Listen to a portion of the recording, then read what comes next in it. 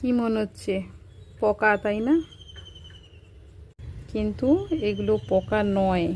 আমি প্রথমে আপনাদের মতো চমকে গেছিলাম যে হয়তো এগুলো পোকা। দেখেন,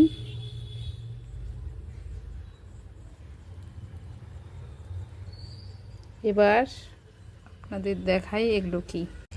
গাছে বেগুন কেটে রেখেছিলাম, বেগুনগুলো একটু পোকা ছিল, তো পোকাগুলো বাদ দিয়ে ভালো অংশগুলো নিয়েছি।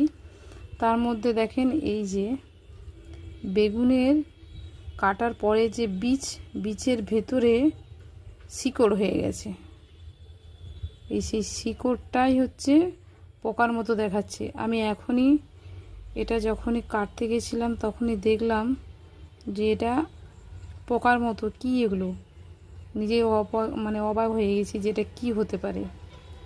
তো তখন আমার মনে হলো যে না, এটা শেয়ার করা যাক। সম্ভবত আমার মতো আপনারা হয়তো এইভাবেই ভাবতে পারেন। গোটা বেগুন কাটার পরে তার মধ্যেই দেখা যাচ্ছে যে এরকম ধরনের বেগুনের ভেতরে তার শিকড় বেরিয়ে গেছে। কাটার পরে আমার হাতে লাগলো, তাই আপনাদের মাঝে শেয়ার করলাম। ভিডিওটি কেমন লাগলো অবশ্যই কমেন্ট করে জানাবেন। আজকের এই পর্যন্ত। আল্লাহ হাফেজ। দেখেন।